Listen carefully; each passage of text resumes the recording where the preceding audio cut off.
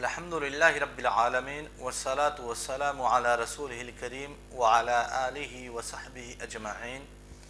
ومن تبعہم بإحسان الی یوم الدین اما بعد فاعوذ باللہ من الشیطان الرجیم بسم اللہ الرحمن الرحیم قل یا ایہا الناس ان کنتم فی شک من دینی فلا اعبد الذین تعبدون من دون اللہ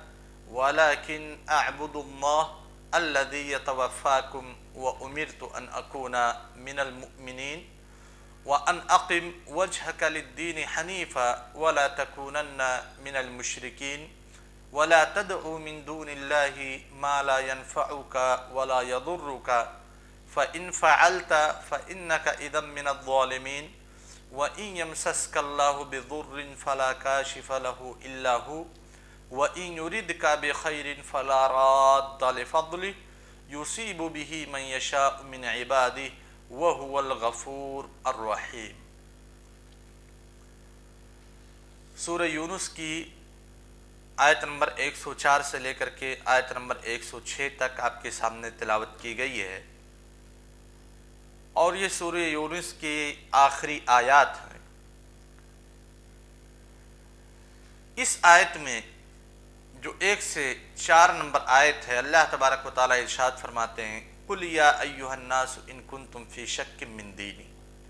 کہ نبی کریم صلی اللہ علیہ وسلم آپ وضاحت کر دیجئے، آپ لوگوں کو باخبر کر دیجئے، کہہ دیجئے لوگوں سے ان کنتم فی شک من دینی، کہ تم لوگ اگر میرے دین کے تعلق سے شک میں پڑے ہوئے ہو، شک میں مبتلا ہو۔ کیا مطلب میرے دین کے تعلق سے شک میں مبتلا ہو؟ اس آیت میں اللہ تعالیٰ اپنے آخری پیغمبر محمد صلی اللہ علیہ وسلم کو حکم دے رہا ہے کہ آپ تمام لوگوں پر واضح کر دیں کہ میرا طریقہ اور مشرکین کا طریقہ ایک دوسرے سے بالکل مختلف ہے۔ اور رہی بات میرے دین کے بارے میں شک کی، تو اس کا مطلب یہ ہے کہ اگر تم میرے دین کے بارے میں شک کرتے ہو، جس دین میں صرف ایک اللہ کی عبادت ہے اور یہی دین حق ہے، نہ کہ کوئی اور دوسرا دین، تو یاد رکھو کہ میں ان معبودوں کی کبھی بھی اور کسی بھی حال میں عبادت نہیں کر سکتا ہوں جن کی تم کرتے ہو۔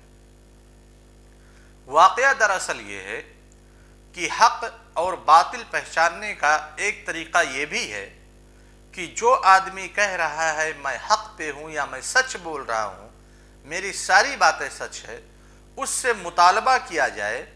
کہ آپ اپنی کچھ باتوں سے تنازل اختیار کر لیں، اور جو آپ مجھے بالکل باطل قرار دے رہے ہیں ان چیزوں میں سے کچھ چیزوں کو بھی آپ مان لیں، تو ہمارے اور آپ کے درمیان اختلاف ختم ہو جائے گا۔ اگر کسی سے کہا گیا، مثال کے طور پہ زید اور احمد، زید اپنا مدعا رکھ رہا ہے کہ میں جتنی باتیں کہہ رہا ہوں سچ ہے، اور احمد جو بات بول رہا ہے وہ غلط ہے، دونوں میں اختلاف پیدا ہو رہا ہے۔ ایسی صورت میں احمد زید کو یہ اختیار دے کہ ہمارے درمیان جو اختلاف پیدا ہو رہا ہے وہ اختلاف اس وقت ختم ہو سکتا ہے جب آپ اپنی کچھ مسلمات سے تنازل اختیار کر لیں اور میری کچھ مسلمات کو مان لیں۔ اگر زید نے اپنی مسلمات سے تنازل اختیار کر کے اور بعض مسلمات احمد کے تسلیم کر لیتا ہے، تو ایسی صورت میں جان جائیے کہ زید اپنے دعوے میں سچا نہیں ہے۔ ایسے ہی نبی کریم صلی اللہ علیہ وسلم کا امتحان لینے کے لیے، آپ صلی اللہ علیہ وسلم کی صداقت، آپ صلی اللہ علیہ وسلم کی نبوت اور رسالت کی آزمائش کے لیے کفار نے آپ صلی اللہ علیہ وسلم کو یہ پرپوزل دیا تھا، یہ پرپوز کیا تھا کہ اگر آپ ہمارے تمام معبودوں کو باطل قرار دے رہے ہیں یا ہمارے دین کو ہی باطل ٹھہراتے ہیں، اور آپ کہتے ہیں کہ آپ کا دین مکمل طور پہ صحیح ہے، صرف وہی دین صحیح ہے، اور ہمارے درمیان اتنی جنگیں ہو رہی ہیں، اتنے اختلافات ہو رہے ہیں، تو ایسی صورت میں آپ اپنے کچھ مسلمات سے تنازل اختیار کر لیں۔ مسلمات کیا ہیں؟ آپ ہمارے دین کو باطل قرار دے رہے ہیں، लिहाजा आप हमारे कुछ माबूदों का कुछ दिन, साल के कुछ दिन आप इबादत कर लीजिए और साल के कुछ दिन हम आपके माबूद की इबादत कर लेंगे, तो हमारे अंदर जो इख्तलाफ हो, जो इख्तलाफ ख़त्म हो जाएगा। तो इसीलिए अल्लाह ताला ने खिताब किया कि कुल या अय्युहन्नास इन कुंतुम फी शक्किम मिन दीनी, अगर मेरे दीन के सिलसिले में तुम शक में मुब्तला हो कि मैं जिस दीन का मानने वाला हूं उस दीन के अंदर कुछ झूठ की आमेजिश है या मेरी तरफ से गढ़ा हुआ है कि मैं अपने दीन के कुछ मुसल्लमात को छोड़ दूं और तुम्हारे दीन के कुछ मुसल्लमात को तस्लीम कर लूं, मैं एक साल तुम्हारे माबूदों की इबादत करूं और तुम एक साल मेरे माबूदों की इबादत करो, तो जान लो कि तुम्हारा शक ये बेमहल है। फला आबुदुल्लदीना तदऊना मिन दूनिल्लाह, लिहाजा किसी भी हाल में, किसी भी सूरत में मैं उन लोगों की इबादत नहीं कर सकता जिनकी तुम लोग इबादत करते हो अल्लाह ताला को छोड़ करके। वलाकिन अअबुदुल्लज़ी यतवफ़ाकुम, मैं उस ज़ात की इबादत करूंगा और करता रहूंगा जो तुम्हारी जान कब्ज करता है, यानी मौत व हयात उसी के हाथ में है, इसीलिए जब वो चाहे तुम्हें हलाक कर सकता है, क्योंकि इंसानों की जानें अल्लाह ताला ही के हाथ में है। तो मैं उस ज़ात की इबादत करता रहूंगा जो ज़ात तुम्हें हलाक करने पर कादिर है। और जहाँ पे इस आयत में जुज़िया में नबी करीम सल्लल्लाहु अलैहि वसल्लम को हुक्म दिया गया कि आप बिल्कुल उनके शक और शुबहा को ख़त्म कर दीजिए और ये क्लियर कर दीजिए कि मैं तुम्हारे माबूदों की कभी इबादत नहीं कर सकता, वहीं पे इस जुज़इया में उनको धमकी भी दी गई, कुफ़ार को धमकी भी दी गई। इसीलिए कहा अअबुदुल्लज़ी यतवफ़ाकुम, मैं उस अल्लाह की इबादत करता हूँ, मैं उस ज़ात की इबादत करता रहूँगा जो ज़ात अगर तुम उसकी इबादत नहीं करोगे तो तुम्हें मार डालेगा, तुम्हें हलाक व बर्बाद कर देगा, तुम्हारी जान उसके कब्ज़े में, उसके हाथ में, जब चाहे तुम्हें हलाक व बर्बाद कर दे। वो उमिरतु, और मुझे ये हुक्म दिया गया है, और हुक्म देने वाला अल्लाह तबारक व तआला है, अन अकून मिनल मुमिनीन, कि मैं ईमान लाने वालों में से ही रहूं। लिहाजा अगर मैंने तुम्हारे माबूदों की इबादत कर ली तो मेरा ईमान ख़त्म हो जाएगा, और जब मेरा ईमान ख़त्म हो जाएगा तो मैं अपने रब का आसी हो जाऊंगा और मैं अपने रब का नाफरमान कभी नहीं हो सकता। इसलिए जो तुम कोशिशें कर रहे हो कि एक साल तुम अल्लाह ताला की इबादत करो, दूसरे साल मैं तुम्हारे माबूदों की इबादत करूं, ये तुम अपने जहन से निकाल दो, ऐसा पॉसिबल नहीं है, मुमकिन नहीं है। व अन अक़िम वजहका लिद्दीन हनीफ़ा, और मुझे ये भी हुक्म दिया गया है कि अपना रुख यकसू होकर दीन की तरफ कर लो। हनीफ के माने हैं यकसू हो जाना, यानी हर दीन को छोड़कर सिर्फ दीन इस्लाम को अपनाना और हर तरफ से मुंह मोड़कर सिर्फ एक अल्लाह की तरफ यकसोई से मुतवज्जे हो जाना। वला तकूनन्ना मिनल मुशरिकीन, क्या मुझे हुक्म दिया गया? सबसे पहले उमिरतु अन अकूना मिनल मुमिनीन, मुझे ईमान, मोमिनों, ईमान की हालत में रहने का हुक्म दिया गया है। दूसरा हुक्म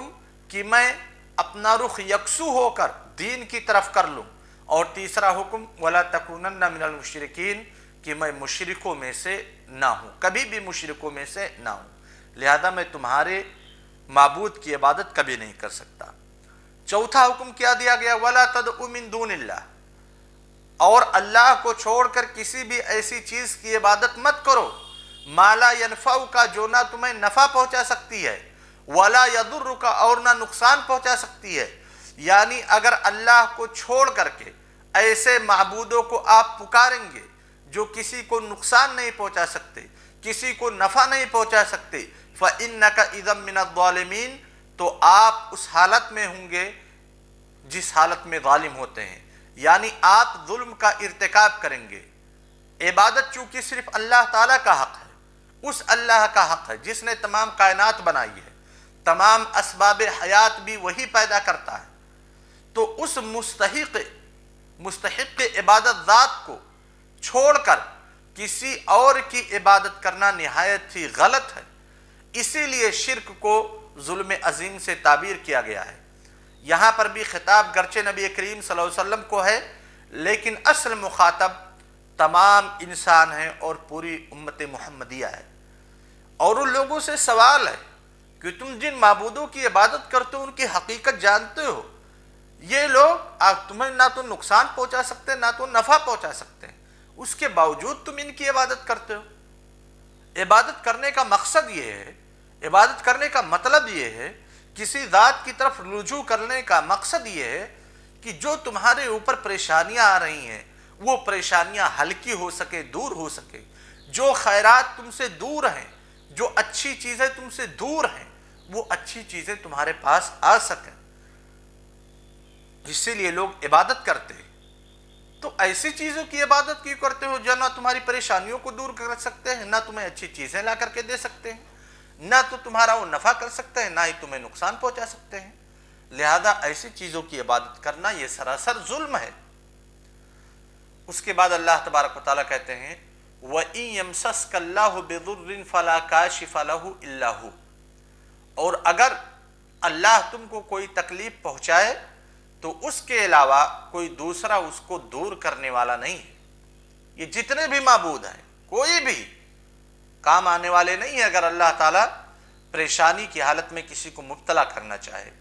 وَإِن يُرِدْكَ بِخَيْرٍ فَلَا رَادَّ لِفَضْلِهِ، اور اگر وہ تم کو کوئی خیر پہنچانا چاہے تو اس کے فضل کا کوئی ہٹانے والا نہیں ہے، اس کے فضل کو کوئی روکنے والا نہیں ہے۔ خیر کو یہاں پہ اللہ تعالیٰ نے فضل سے اس لیے تعبیر کیا ہے کہ اللہ تعالیٰ اپنے بندوں کے ساتھ جو بھلائی کا معاملہ فرماتا ہے، اعمال کے اعتبار سے گرچہ بندے اس کے مستحق نہیں ہیں، لیکن یہ محض اس کا فضل ہی ہے کہ وہ اعمال سے قطع نظر انسانوں پر بھی رحم و کرم فرماتا ہے۔ اسی لیے اللہ کے رسول صلی اللہ علیہ وسلم نے وضاحت کی تھی کہ کوئی یہ سوچے کہ میں اپنے اعمال کی وجہ سے جنت میں چلا جاؤں گا، اللہ تعالیٰ کا فضل اگر شامل نہ ہو تو کوئی اپنے اعمال کی وجہ سے اللہ تعالیٰ کی گرفت سے بچ نہیں سکتا۔ یصیب بہ من یشاء، وہ اپنا فضل اپنے بندوں میں سے جس پر چاہے نچھاور کرے، وہو الغفور الرحیم، اللہ تبارک و تعالیٰ بہت بڑی مغفرت والا اور رحمت والا ہے۔ باقی کی جو 2 آیتیں ہیں وہ انشاءاللہ کل کے درس میں، اس کے بعد آپ کا کورس ختم ہو جائے گا۔ والسلام علیکم ورحمۃ اللہ وبرکاتہ۔